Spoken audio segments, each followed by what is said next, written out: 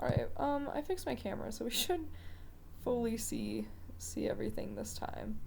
But first, our second one, we're going to be looking at activation, translocation, everything. So once our fatty acids are entering this muscle cell, they must be prepared and transported into the mitochondria before they can even be used for energy. So the first step is going to be activation, and this is where the fatty acids combine with coenzyme A or CoA to form fatty acetyl-CoA. And this is just going to require ATP, meaning our energy is being invested up front, but that's just going to prepare the fatty acid for oxidation. But we can actually see it with FFA, and that's just from CoA to equal our fatty, acetyl-CoA. And then this is going to be using ATP to go to ADP.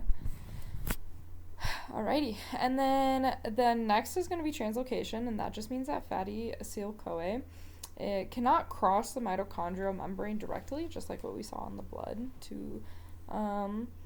And this just means that we're going to use the carnitine shuttle system, and that's going to give us CAT1 and CAT2. So CAT1 helps initiate the transport, and a translocase moves the molecule across the membrane, and then CAT2 is just going to reform the acetyl-CoA inside the mitochondria. So we could just see that from like CAT1 to our shuttle. To CAT2. It's been a long, long day. And this step is just going to be extremely important because it is one of the main control points of fat metabolism. If the fatty acids can't enter the mitochondria, then they just can't be oxidized, and that's no good. And then once inside, beta oxidation is going to be occurring. In this process, we're going to see fatty acids being broken down into 2 carbon acetyl-CoA units, which can enter into the Krebs cycle and ultimately lead to an ATP production.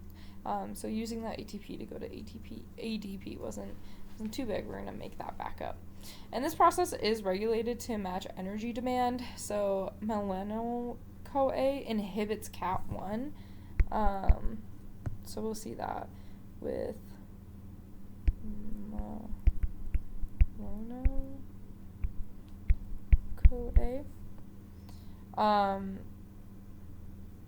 Which is just going to end up preventing the fatty acids from entering the mitochondria, just like what we talked about, so they're not going to be oxidized. And this is just when the body is in a storage state and we don't need to be breaking anything down.